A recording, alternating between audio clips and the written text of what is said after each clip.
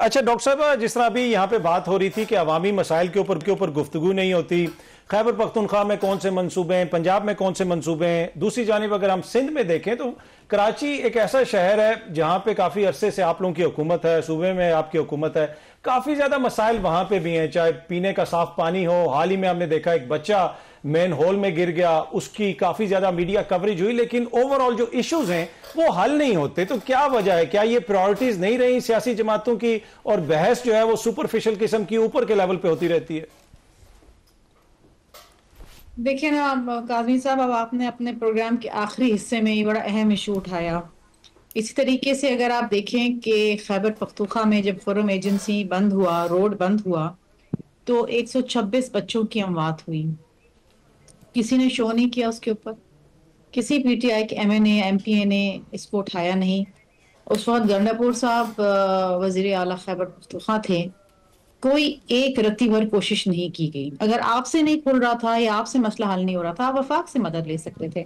कौमी असेंबली में मैंने ये बात उठाई और बहुत तकलीफ दे बात थी कि सिर्फ खाना पीना अद्वियात ना पहुंचने की वजह से 126 बच्चे जो है वो जाबहक हो गए।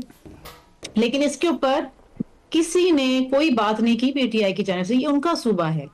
सो प्रायोरिटीज की जब आप बात कर रहे हैं तो प्रायोरिटी है ही नहीं ना। अवामी मसाइल, अवाम के मसले, अवाम के इश्यूज, इनका मसला है ही नहीं। इनका मसला है कैदी नंबर 804। इनका मसला है कि एस्टेब्लिशमेंट से बात करें, उनके कंधों पे चढ़ के ये इक्तदार में आ जाएं। ये इनका मसला है और कोई मसला नहीं है। अब आप मुझे बताइए, नया वजीर आला लेकर आए, 2 हफ्ते काबीना तश्कील नहीं दी गई क्योंकि उन्होंने नथी कर दिया इमरान खान से मुलाकात पे। इसका मतलब है कि फॉर 2 वीक्स वो सूबा टोटली डिसफंक्शनल था। कोई काम वहां पर नहीं हुआ और अभी भी आप देखें कि कोई काम नहीं हो रहा। अगर कोई लॉ एंड ऑर्डर में बेहतरी आई हो, अगर कोई लोगों के मसाइल हल हुए हों, अगर कोई ऐसा खातिर खा काम हो जो हमें नजर आए।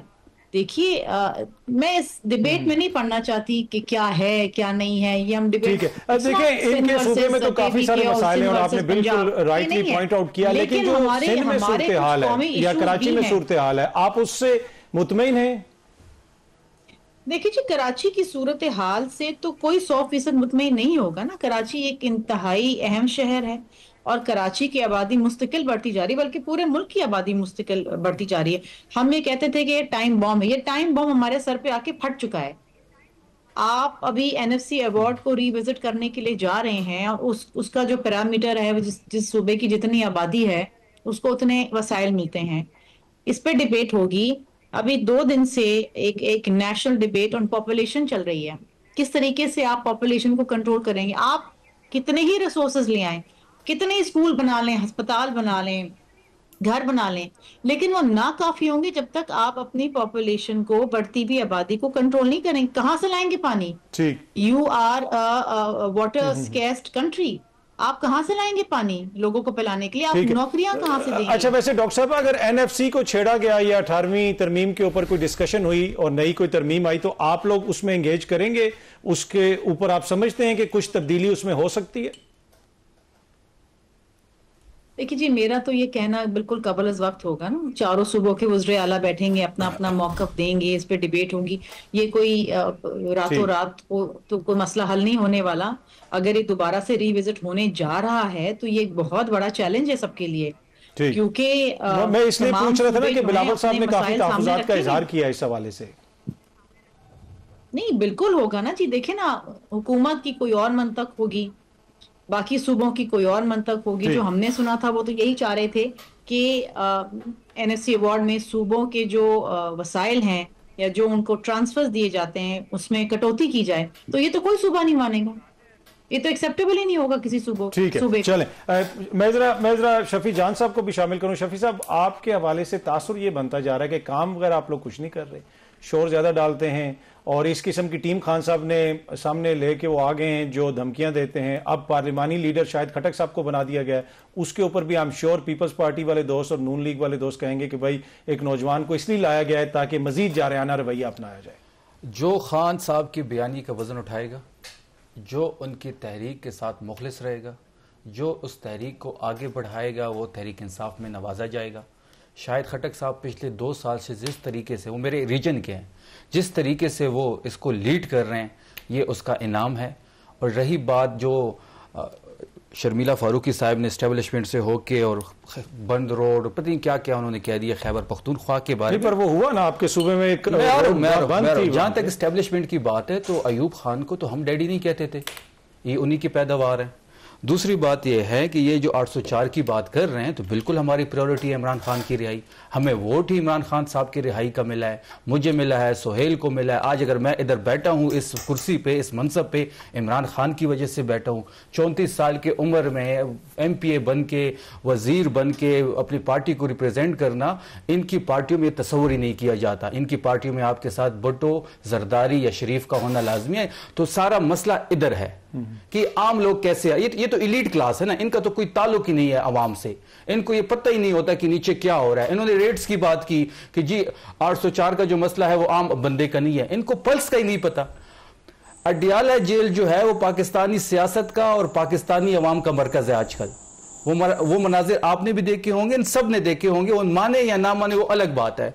जब हम जुम्मे को वापस जा रहे थे, मैंने एक मीडिया वाले को इंटरव्यू दिया था कि जब हम मंगल के दिन वापस आएंगे तो यहां के मनाजिर कुछ और होंगे। और आज आपने देखा कि वहां के हजारों लोग वहां पे मौजूद थे, इसके बावजूद कि वहां पे 144 था, वहां पे कर्फ्यू था।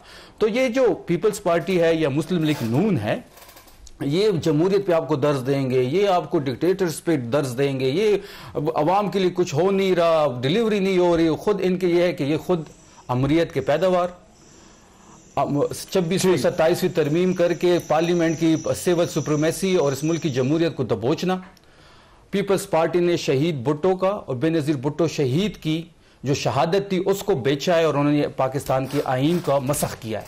ये इनका किरदार है। मैं काज़मी साहब को भी शामिल करूं। काज़मी साहब, आपने सुना कि शफी साहब क्या कह रहे हैं, लेकिन बहुत सारे ऐसे इश्यूज हैं जिसमें चीज़ों को बेहतर तरीके से हल किया जा सकता है। एक रिजेंटमेंट तो बनती है जब एक सूबे की वज़ीर आला दुनिया घूम रही हो, दूसरे सूबे के वज़ीर आला का पासपोर्ट ब्लॉक हो, तो आप नहीं समझते कि कुछ दुनिया घूम रही हो पाकिस्तान एयरफोर्स के जहाज पे? चले वो तो जो जहाज उनको इंटाइटल्ड होंगी उसी पे उन्होंने जाना है, नहीं पे करके ये भी ले सकते हैं। और चले पासपोर्ट तो खुलवा दो जो जाएंगे। अब इतनी लंबी बात की है, बोलने देना। अब काज़मी साहब आपने छोटी सी मैं क्वेश्चन मुकम्मल कर लूं। बेहतर नहीं होगा कि देखें आप तीनों की गुफ्तगू से लग रही है कि आप तीनों पाकिस्तान में और पाकिस्तान की अवाम के लिए बेहतरी करना चाहते हैं, तो बातचीत से इस मसले को हल करें।